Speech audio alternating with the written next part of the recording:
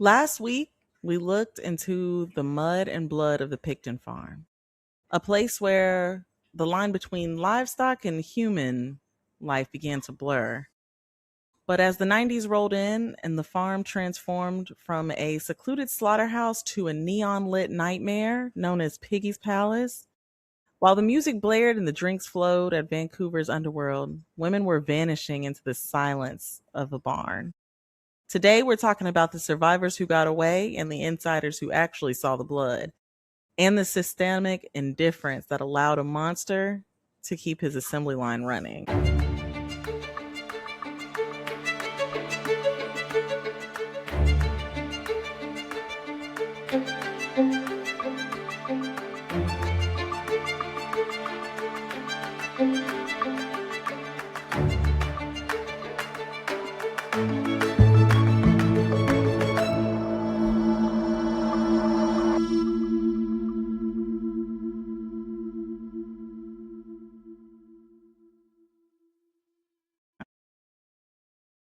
Hi, hello to everybody in the listening world. We are back with another episode. This week is part two of the Willie Pickton case. So I'm going to go ahead and start off with a couple of trigger warnings.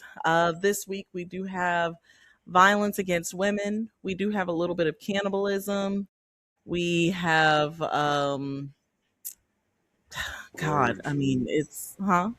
Ripping apart, gory. We have destruction of corpses, humans' body. If you are sensitive to any type of things, well, first of all, this probably just isn't the podcast for you, and that's okay. But yeah, it's gonna be rough this week. So last time we dropped off, we were kind of getting to the point where Willie was starting to find himself headed down to the downtown east side, which is kind of where the other side of the tracks were and where the prostitutes roamed. And he discovered this place because he was going to the rendering plants down there. And we discussed what the rendering plants were. So he started going down to the lower track and offering women money and drugs to come back to the farm. So we're going to start focusing on Lisa Yields.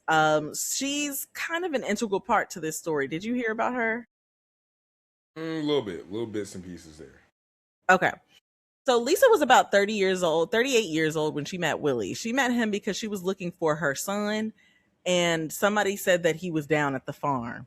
Now, if you know he down there on that farm, he doing something he ain't got no damn business. So she called down to the farm. She got a hold of Willie. Willie was like, "Yeah, your son is here." So she went over there to pick him up, as a mom does. And her and Willie just started chatting. And then she realized, like, I like this guy. He's a really cool guy. Let's start hanging out. Let's start chatting, things like that. And after that, she kind of moved to the farm and they just became good friends. It was never a sexual relationship or anything like that. They were literally just friends. And she began kind of helping him out, telling him when it was time for him to wash his ass for real this time, and kind of just looking after him almost as if she was like a mother figure. So Lisa said that Dave and Willie were super paranoid about cops, and she said that she thought it was because of like all the shady dealings they had going on. You know, they doing drugs, prostitution, things like that. The Hell's Angels are running around. They also started a cockfighting ring, which is insane. Like, you already have all this shit going on. Let's just go ahead and just add some more legal shit right on top of that, because that's what you do. You know, if you start breaking one law, you gotta break them The all. other Am ones I are right? down. Yeah, I'm about to say. What did Dare say? You start a gateway, you're bound to go down the path. Okay, and that's what they were doing. They started naming the place Piggy's Palace Good Times Society. It was getting out of hand, and like you said, it turned into a big ass speakeasy, and this was kind of becoming a little scary. So she stayed on the farm for a while, and then after things, the smell, prostitution, the drugs just kept getting worse and worse. So she said she had enough, and she put up her hands and she packed her shit and she beat feet. But after Lisa left, Willie was kind of lonely. And so he decided to place her with a Miss Gina Houston. Did you hear anything about Miss Gina? Yes, I did hear a little bit about Miss Gina Houston, but not too much though. Miss Gina, she might have been a lady of the night.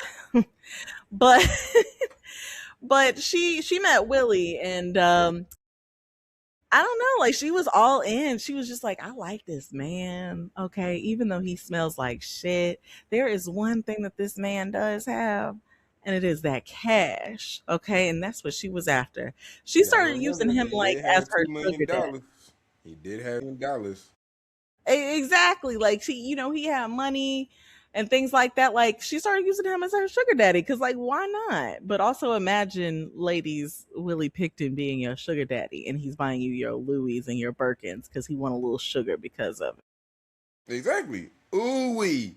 Look what money make a bit do. But for Gina is like, if you look up that phrase, I'm sure her picture will pop up. Mm-hmm. But Gina swears that they were engaged, and even at one point, she even started going by Gina Pickton, honey. She was all in. And the prostitutes, she came from like the downtown east side where all the prostitutes were, and she knew that they had a bad date list. Willie became a part of the bad date list. Yeah. And so Willie was like, you know these girls. Why don't you just like come with me down to the east side Back with me. and bring them back? You know what I'm saying? Go ahead and bring them back. She was going down there and getting the girls and bringing him back. And like, so she really didn't care about what happened to him after she brought the girls back. She just knew that she was getting paid. And so Gina was good enough, So then he goes and finds another girl. Her name is Dina. So he got the girls, Gina and Dina. Mm-hmm. Okay. Dina Taylor, she was another girl that Willie added to the payroll, and she was also helping him lure women back to the farm. One lady, Lynn, she was hanging out with Dina, and she started trying to get her to go back to the farm. And she was like, I don't really know about this. And her account of all of this is she swears that like Dina was trying too hard to get her back to the farm. And Yeah. Willie was also being super weird. So she was like, I think that they were plotting to murder me. So she kind of didn't, Didn't go through that whole thing. Yeah, she didn't really stay around too long. She didn't ever go back to the farm or anything because she had already heard that like girls who go to the farm, they don't come back. So Yeah. I mean, she people kind of talk. did. Huh? I said people talk, so I'm not surprised. People talk. And I'm so glad to know that those sex workers down there were actually looking out for each other. Like they have apparently created this entire system where it's like, okay, if you go, then you are expected to be back here by this time. If you're not, I'm calling the police. But like, even though they called the police, these were all indigenous women of color, things like that.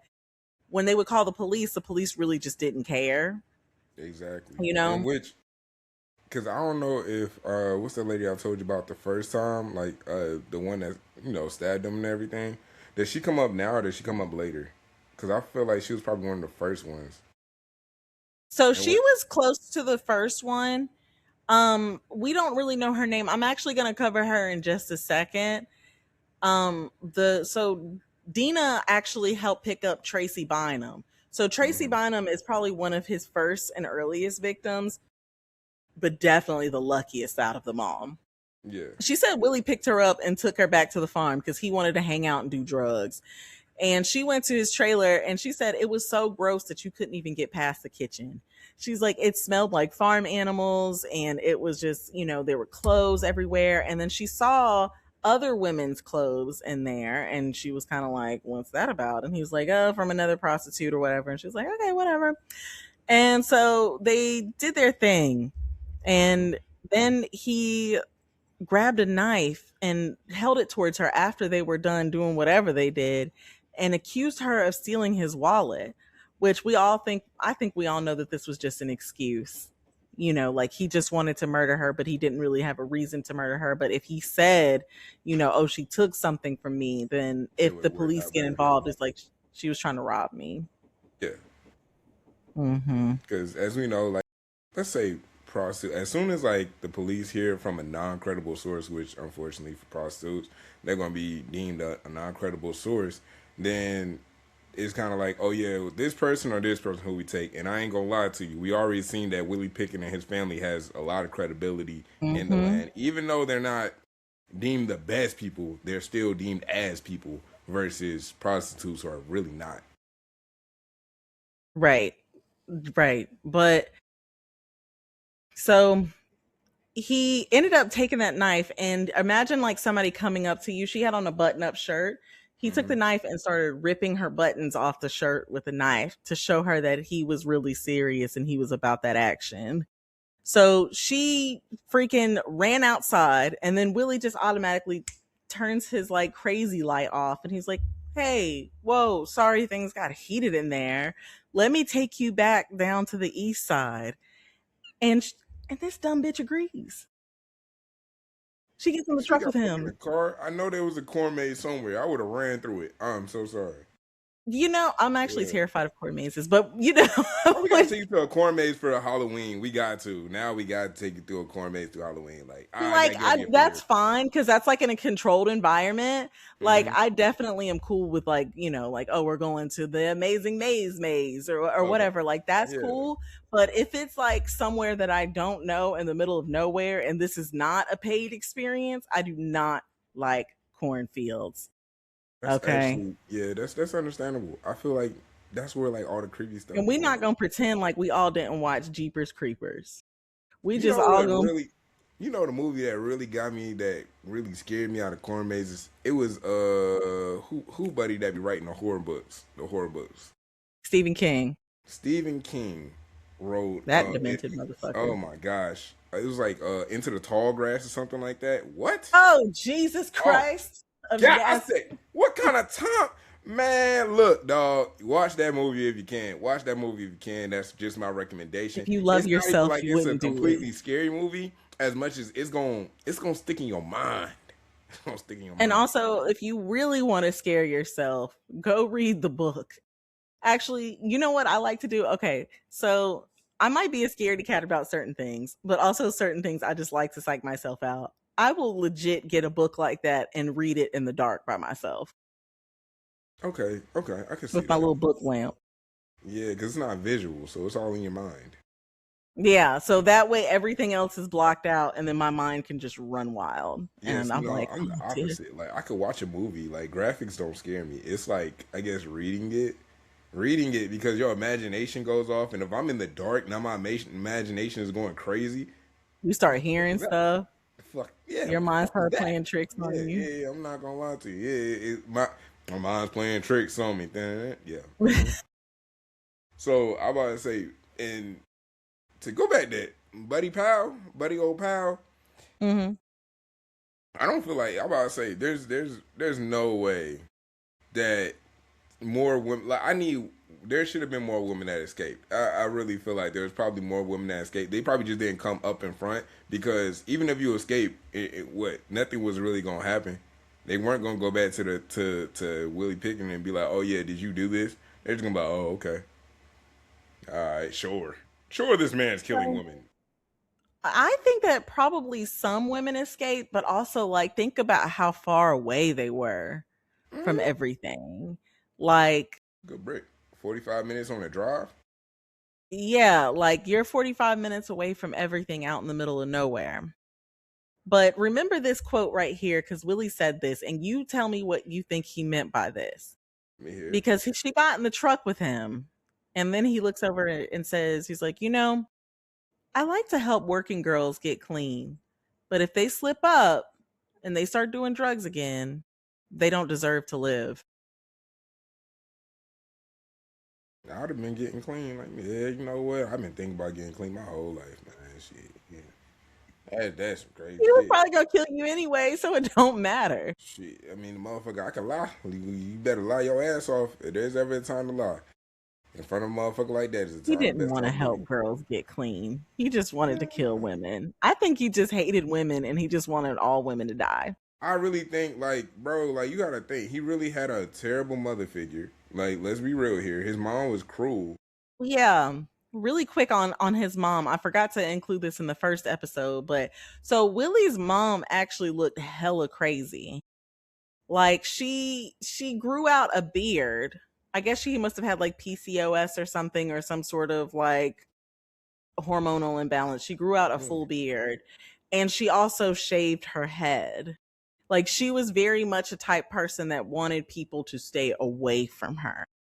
Yeah. So you got that raising you, and then you have like, and all of her behaviors and things like that, and then like all of the fucked up things she did to you, you, you gonna end up a She little throwed off literally made the boy take a half dead body and throw it in a ditch slash in a river. ditch. Exactly. There's like, you see what I'm saying? Like, but Buddy was a little screwed up from the get go, and in the way that the documentary that I watched on YouTube and I watched like 2 or 3 documentaries on this man. Mm-hmm. How he got into the first killing was actually that first prostitute that, like, they don't have a name for her, but that's who like started his like traumatization, because they say from, I guess, like when he, you know how you go to jail, they try to deem, Mm-hmm. are you like mentally insane or are you sane. The the woman who, like, I forgot what's it called, psychiatrist, she pretty much said I could see where the whole merger of his mind went to. It was when he pretty much, the first one where he got stabbed, and then he got free from that, and they didn't charge him. Oh yeah, and let me go ahead and tell the story. I'll go ahead and tell a little bit of that. I was about to Oh, go you into want it to do it? right now. You want me to kick it off? Go ahead into it, and I'm gonna tell you a little bit about, like, and we're just gonna collaborate. We're gonna collaborate on it. Go ahead. Okay, let's do that. Yeah, let's All right, collaborate. so it's March 22nd, Hmm. 1997. There's a 31-year-old sex worker whose name is under a publication ban, so we don't know her name, but I've just decided to call her Tina. That's what I wrote her as in my notes, as Tina. She ran into Willie when she was in a bad place. Like, she had a crazy ass boyfriend who demanded money from her, and she had an insane drug addiction. It had gotten really out of hand. Her drug addiction was so bad that it required her to inject 5 speedballs a day. Yeah. Like, that's pretty intense, and I'm imagining she wasn't a very big woman, so that's insanely crazy. But she had just gambled away her last $60 when Willie found her and offered her $100 to come back to the farm, and she needed money, so she went. Hmm. She noticed immediately when she got into a car, when she saw a bra, and she was asked him again, and he's like, another working girl. And he's just they're like, oh, okay, like, I guess, because that's not really super suspicious, especially with the type of company that you're keeping. Yeah. But like, he also kept their IDs, but I'll get into that a little bit later. I'm surprised he didn't But keep my. she Yeah, that makes sense. Like, I ain't gonna Mhm. lie to you. Like, from the bra aspect, like, you know how, like, the frat boys in movies, they'll keep like panties or they'll keep bras as like Yeah, trophies, quote unquote. little souvenir. Exactly. That's how I feel like it was for him, especially because he was cool with the Hell's Angels. They love titties. Yeah, yeah, yeah. Like, he had to have something to show for You it, know what I'm saying? Like, yeah, I got something. You feel me? Like, Yeah, yeah, yeah. yeah.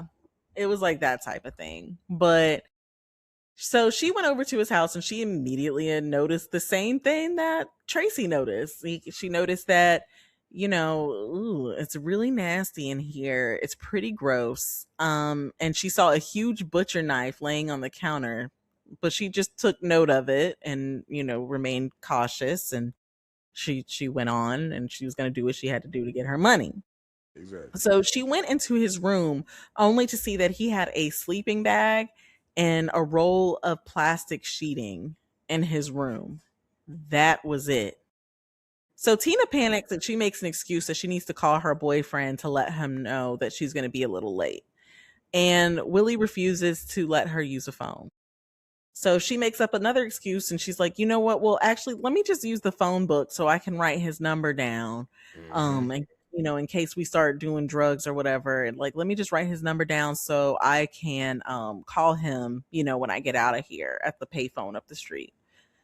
And Willie immediately just grabs her by from behind and tries to handcuff her. Hmm. And she keeps fighting, and he just starts beating her relentlessly. He's punching her in the face, and she was thinking about how to get him off of her.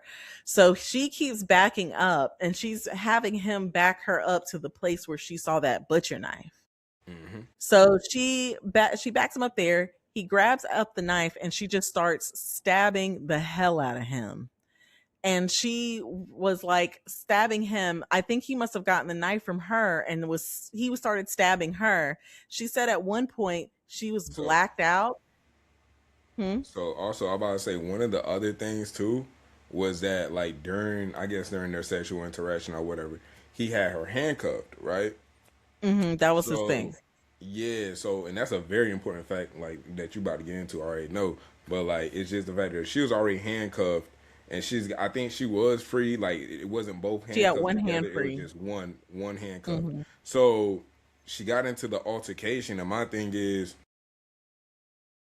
to be honest with you, like as crazy as it sounds, thank God she was handcuffed because none of this would have correlated together. I mean, at least because like, go ahead. Yeah, like you'll see how it's all pieced together later. Like I wish I could go ahead and tell you. Go ahead, Cass. All right, I got you. Yeah, But she said that she blacked out and she woke up outside still fighting him, which means that there was so much adrenaline pumping through her body that it literally carried her to safety and like kept her still fighting. And she realized that she had blood rushing from her stomach, and she looks at him and sees that blood is also rushing from his stomach, and he's kind of blacking out and falling over during the fight as well. So she pushes him off and she was able to get the knife away from him and she throws it and she let's just go. takes off down the road. Yep. And she sees this elderly couple and this sweet old man jumps out to try and help her. He said it was the craziest thing he's ever seen in his life because there was a woman running towards him and her intestines are hanging out. But he gets her in the car and he tells her, like, it's going to be all right. We're going to call 911. His wife is calling 911 and they're going to meet the ambulance because they're far out in the middle of nowhere. So they said, we're going to meet the ambulance and then we're going to transfer care. They But she got. said, before we leave, Mhm. No, I'm about to say yeah. Pretty much. Go ahead. Go ahead. You telling the story great. Go ahead. like, you've been out in the middle of nowhere. I don't know if this is just a me thing, but whenever you're out in the middle of nowhere, you're like, man, if I got fucked up right now, And it's I'm going not to take talking them like a we minute. talking Courage the Cowardly Dog, middle of nowhere too. That's the thing. Like Yo, that is like such a good reference. Courage the Cowardly Dog, middle of dog, nowhere. middle of I'm nowhere. talking about dust. You feel me? They are out there in the sticks, honey. And that's what I'm Like, saying. And then, cause like actually being lucky enough, cause I'm pretty sure it's not like it's 11 o'clock. It's like think about it. He's picking up prostitutes. It's probably like 2 or 3 o'clock in the morning. I don't know why them mhm. elderly folks outside, but thank God they was, But God cause bless them. God bless him.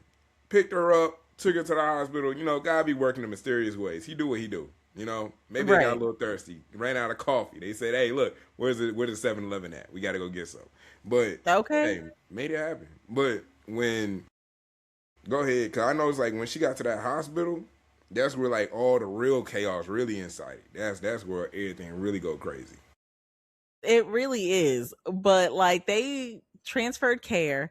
But before they left, I forgot to say this. Before they Hmm. left, she was like, "Do you see that farm right there? And do you see that trailer?" And he said, "Yes." He said, "If I die, that man who lives right there, he fucking did it."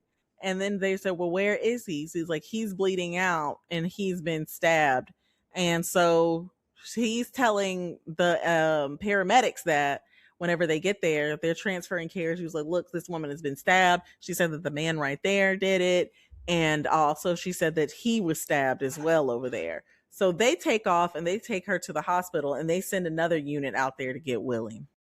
So she goes under surgery at Royal Columbia Hospital in Port Coquitlam, Canada. Y'all killing me. Anyways, Yeah, they got but them while big they old were fence out working on Tina, the doctors get word that there's another stab victim coming in. And lo and behold, who do you think it was? Bro walked in there brave as hell because they went to the same exact hospital. Bro couldn't think like he must have thought she didn't make it. He must have thought she died in I that think dang. because her So yeah, intestines were out, so he had to think that she was like she dead wasn't on gonna make it. Let arrival. me go ahead in here because like the police by that time, police already done showed up. Everybody's trying to figure out. Mind you, old girl's in the hospital for like a couple hours and have died 3 to 4 times already on the table. Hmm. So like By the time Buddy shows up, they're reviving her, trying to go ahead and get her back to life. He comes in talking about some, yeah, like I messed around in the kitchen. I think his story was like he messed around in the kitchen and accidentally cut himself or some crazy mess like that. It was something dumb like that, but then the Yeah, police were able to disprove that. So while Tina's in surgery, she's still on the table. You ready for this, ain't you? yeah, because she got. Uh-huh. She got the Mm-hmm. handcuffs still on her wrist while she is on the surgery table because they can't get it off. So they go start operating on Willie, and because they have to sedate him because his injuries are also pretty bad. But the police go into his pocket and they find a key. And the police officer goes, "Huh, there was a girl in here with the damn a handcuff on. Let me go see if this is the damn key because this looks like a handcuff key." So while You said Tina this is was a still handcuff under key. surgery, Mm-hmm. they go in there and they take that key and they unlock the handcuffs and boom, they fall right on the floor. Why that wasn't enough I'm to about to arrest tell you. Willie? I'm about to tell you why it wasn't enough. So technically, under the statements that they put, remind you, this buddy, like he is a millionaire in the time Fact. frame, like where it's like Never forget this dirty millionaires stinky mean man. something. You know what I'm He got saying? money. He got money. So like, really think damn near this nigga's damn near a billionaire in our era, right? But pretty much the thing was they said In that the 90s economy she too. and bro, so because the thing, how she even got caught up in this, because she said she wasn't about to go. She said I wasn't about to go. The only reason she went was because he pulled out $100 bill in Vancouver. First of all, Canada, I don't know why everything about y'all is half decent, half all right, but lower your motherfucking wages, and I mean, look, not your wages, lower your damn your rent. That's why y'all go through so many protests now. However, get back to the story. I'm just saying, hey, look, we gonna call out what we He gotta said call what he out. said. Go back to the story or whatever. Not that Um, America's in a position to talk right now. we're not, because they listen. Not that we're in a That's why I position to said. talk, That's why I said but y'all in a whole better position. It's just y'all gotta fix that rent situation, that housing situation. Fix that a little bit. But so the reason why she got off was pretty much because she was intoxicated. Because they found so many drugs in her system, her whole statement is irrelevant. It's got thrown out. Nothing they can do about it. yeah. And that And and they that's see that she in was a prostitute. Willie said, she's just a crazy bitch and she just kept stabbing me and pretty she much. tried to take my money and things like that. And She blacked out. She tweaked out, and yeah, yeah. they tried So to make it and seem like she was just like some sort of scumbag. now, see, my thing is, they both did drugs. I know Willie had drugs in his system. Why the heck then? Why wasn't any of his stuff? You know what I'm saying? But you know what money could do? Look what money make a judicial system do. Let the That's money crazy, reside right? where the money Yeah, we reside, need where to the work money on that. reside, We where the need to money work on that reside. internationally. We need to work on that. Money shouldn't run the world as much as it does. But go back to the case. So that started it, but also that's where his mindset really changed to these aren't people. These Yeah, are just pretty much the same as the pigs that I've been slaughtering for the last what 20 years of my life. Cause decades, buddy's, just two you know what I'm decades. saying? He like 25. He been slaughtering pigs since he was 5 years old. 20 years he been slaughtering pigs. You're treating. This is why we have to treat every individual in person like a human being. Because when you sadistically tell people these people aren't people anymore, guess what happens? Some psychopath comes along and start murdering everybody because technically they're not people.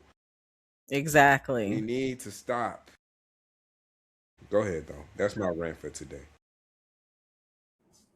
Everybody really do be here for your rants. They be like, you know what? Eddie is right. And I'll be like, y'all really like this man. That's crazy. Hey, when logic talks, logic talks. I can't help it. So Willie had the East Side prostitute shook with fear because, of course, this story got back down to them, and they're like, "Oh hell no!" And all of the fun that was happening at what Piggy Palace, Good Time Society, everybody kind of starts looking at Willie like,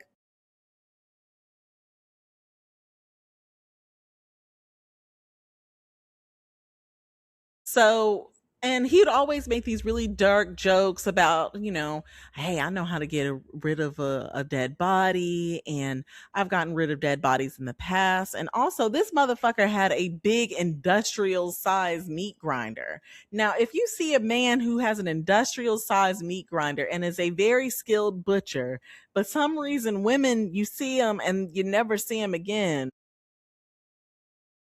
I'm just saying, if you put two and two together, it's gonna make four every time.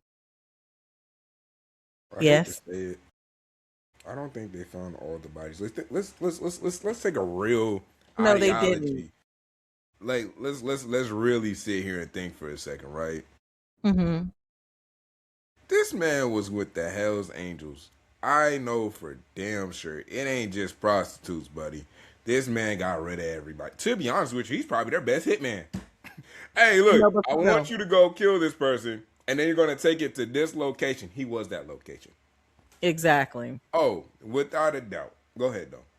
So Continue. also, like, before we move on, so the missing and murdered women of Port Coquitlam, um, they have a march every February on Valentine's Day to remember the women that were murdered during this situation. Apparently, they still do it today, and they hang 49 red dresses, and of course more, because this is still a problem in Canada. Indigenous women and women of color keep going missing every single day in Canada.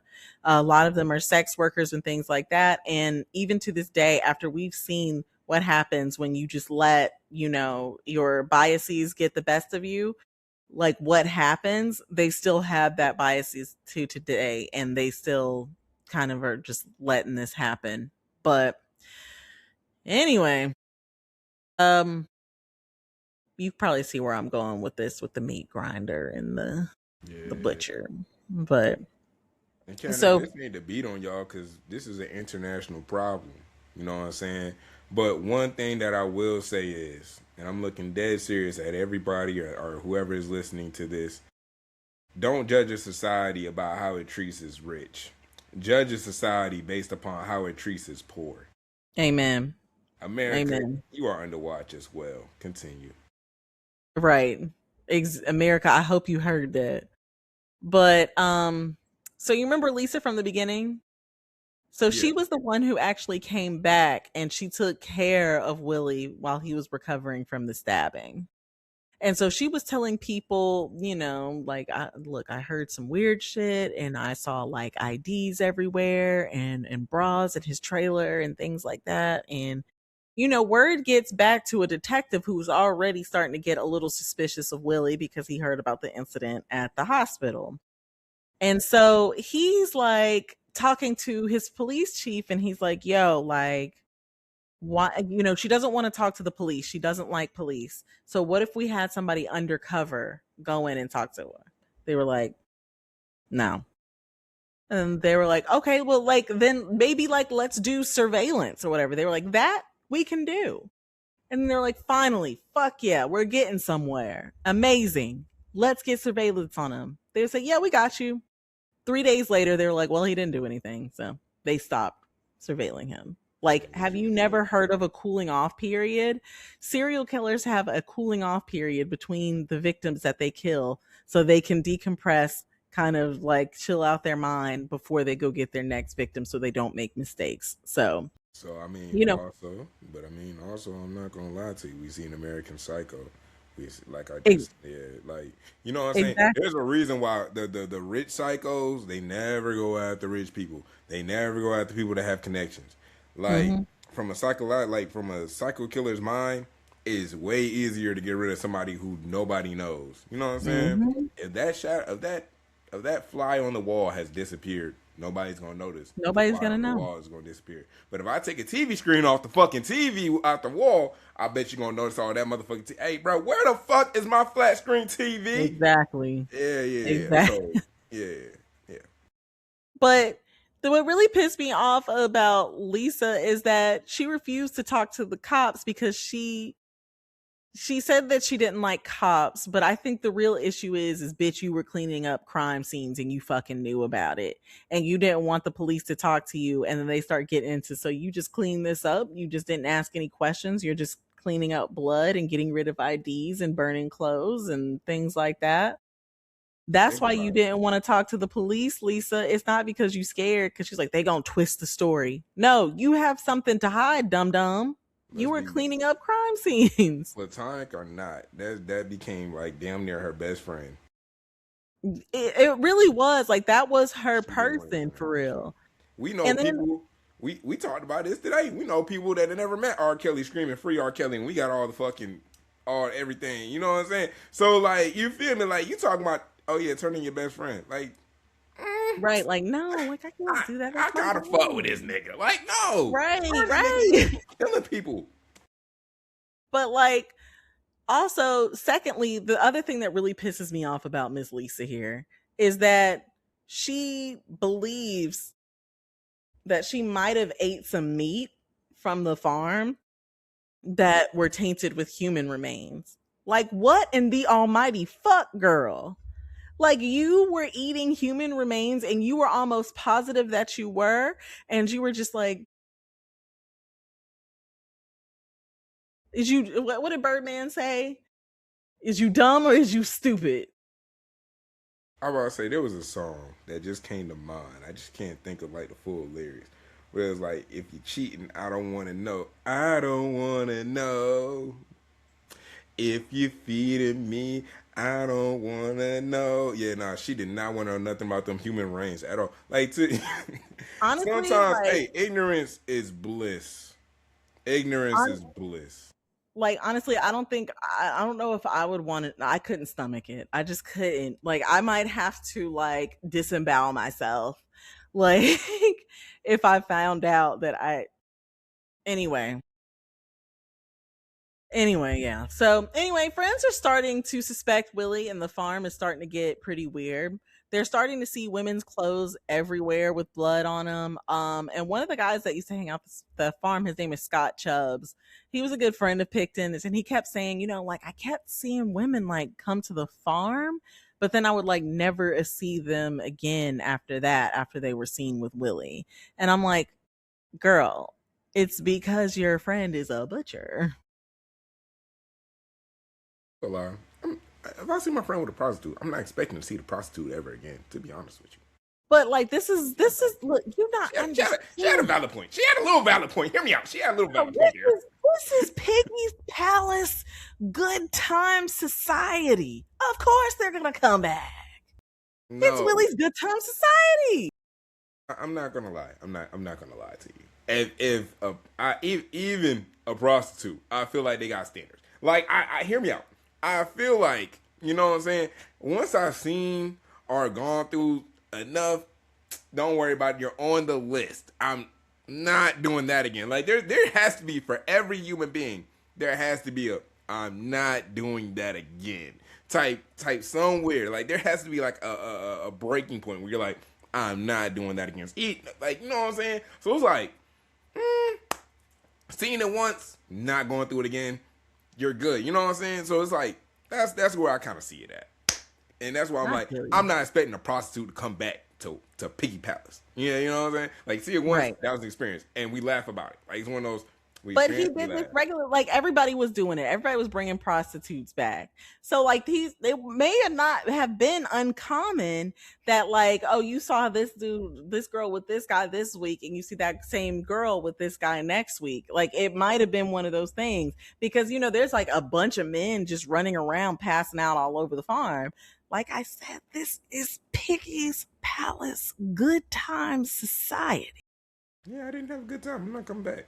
Even though I'm you not. weren't really having that great of a time. But there were so many drugs and You women. know what?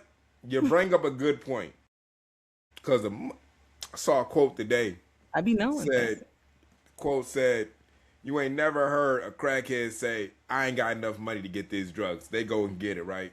Don't Honestly, let it. that is like my Don't let a daily crackhead inspiration. outwork you. I made That's 5 my more daily calls. inspiration. It's like, why can't I do that? Because whenever a crackhead don't got crack, he does not make an excuse. He goes out and he finds a way to get it. And so I'm each gonna and get every that day, shit. I'm going to find a way to get it.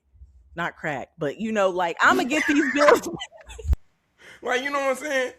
Hey, look, motivation is motivation, but that right there, Okay. that told me, do you really want it, or do you just it sound good to have it? It And sound a good to have. crackhead, he How really bad do you wants it. really want it? You know what I'm saying? So let me tell you about a young man named Andy Bellwood. Okay, So this is okay. February of Ooh, that feeling. 1999. He came to the farm to do some work. His homeboy was like, "Yo, you just got out of jail. You're trying to stay clean and stuff like that. Like you need a work. Let me see if I can talk to my boy Willie down on the farm and like see if he can help you out." And he was like, "Yeah, like that would be cool." So Andy seemed like he was really trying to get his shit together. He's like, yo, like I'm over here just to work, earn a little check, whatever, whatever. And he wasn't into the drugs. He wasn't partying with prostitutes. He was really in there earning his check. No, like for real, he was in there just really earning his check and laying low. And one night Willie came in and he's laying in bed and Andy's laying in bed and Willie says, "Yo, you want to go pick up some prostitutes with me?" And Andy was like, "Nah, bro, I'm cool on that. I'm gonna just chill right here." So Willie gets mad.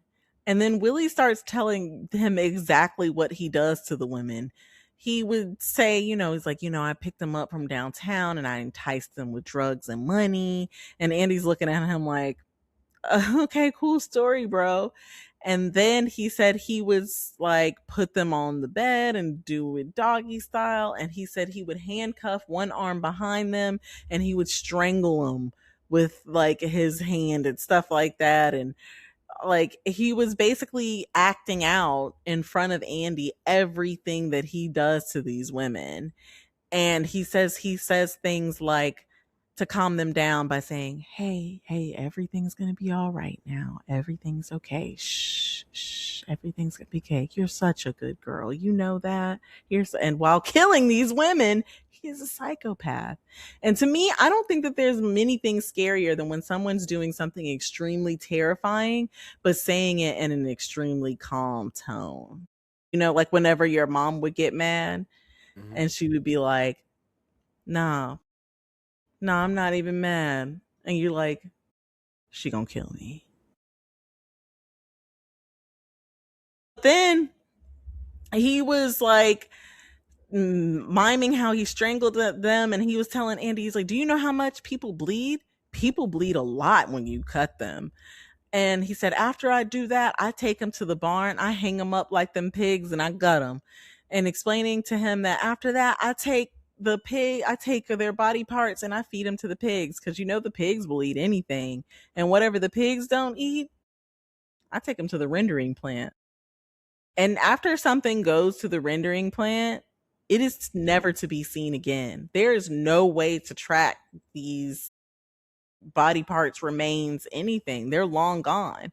That's why like half of the victims, they've never been found, or their remains were never found because they were probably eaten by a pig or someone, and the rest of their remains were broken down and put into jello and makeup and things like that and distributed all over Canada.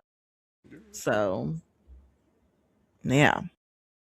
Andy is terrified after Willie says this, but he's trying to ignore him. And 4 days later, Andy was taken aside by a couple of Willie's friends and they beat him within an inch of his life. Willie told his friends that Andy was stealing tools from him when in reality, Willie was just running his fucking mouth and, was about to get himself into some shit. But Andy left the next day and I think he went to like one of the other, I think it was like a smaller island. No, he went to Vancouver. He took a ferry to Vancouver and he was like, I'm out, bro. I'm done. Never to be heard from again until after everything got figured out. Yeah. Um and then the last one that I'm going to cover for tonight, because I told you this is going to have to be a three-parter, was Lynn Ellingson. It was a woman who was into drugs and she was not trying to get clean and she wanted to be there because she wanted to do all the drugs. And so he was starting to trust her and letting her come into his trailer and things like that. And Willie asked Lynn, like, hey, come help me pick up a sex worker. I think that they'll be really chill if you're in the car. And she was like, oh, okay, sure. Like, let's go do that. And so she went with him, and he said, the girls are really nervous about coming back to the farm because it's just so far away from everything and stuff like that. And she has no idea. So she's like, yeah, I get it. Don't worry. So she goes down to the east side. They pick up a woman. Woman seems cool, whatever. They bring him back, and she's like, okay, I'm going to my room now, you guys have fun, whatever. And I believe she was watching TV in her room, and she thought she heard a scream. So she was like, what the hell was that? So she steps outside and she looks off into the distance, and she sees the barn, and the barn has the light on it, like the light that's on whenever slaughtering is happening. So it's like a little bulb that kind of hangs from the ceiling. So she goes in there and she starts looking around, and she's trying to see like what's going on. And she sees a woman hanging upside down like a pig being ready to be gutted. And she says the only thing that she can remember is that she was wearing red toenail polish. And she had a breakdown during the interview, and she started crying, and she was saying like, I didn't know that fat was yellow, which is understandable because most people don't know that. Like, unless you're not in the medical field, like fat is yellow. And she saw the fat hanging out of the woman. And she was like, I can't, like, her toes were red. Like, I didn't think that, like, that was just like so crazy to see. But she called out Willie's name, and Willie jumped out from behind a door and grabs her and drags her over to the slaughtering table and pushes her down to the slaughtering table. And she says that she sees blood, she sees body parts, things like that. And he's like, look, you see all this? If you say anything to anyone, I'm going to hang you like that bitch over there. And that's where we'll leave off today, ladies and gentlemen. We're going to have to do part 3 next week. Eddie tried to get me to condense this down to 1, but I absolutely couldn't do it. And now you see why. There's just so much to cover. I'm going to try and condense it next week. And then after that, Eddie's going to have a case for us. And then also, we're going to see if we can get you guys some updates on the Epstein files as well as they're coming out, because there's so much to unpack with that. Again, follow us on Instagram at truecrime_OS, TikTok, truecrime_OS. We are on YouTube at True Crime and Other Shit. And please go like and subscribe, please. Like, we trying to really build something here. We're starting to get a lot of motion. So like, help us keep that motion going. Share it with all your friends. Email us at info@truecrimeandothershit.com. Eddie, anything else? I heard a TikTok today. I'll leave y'all a little tidbit. Can't win the game. You can't win the game playing ethically against unethical people. That's all I gotta say. Y'all have a nice day. Amen. Y'all have a good night.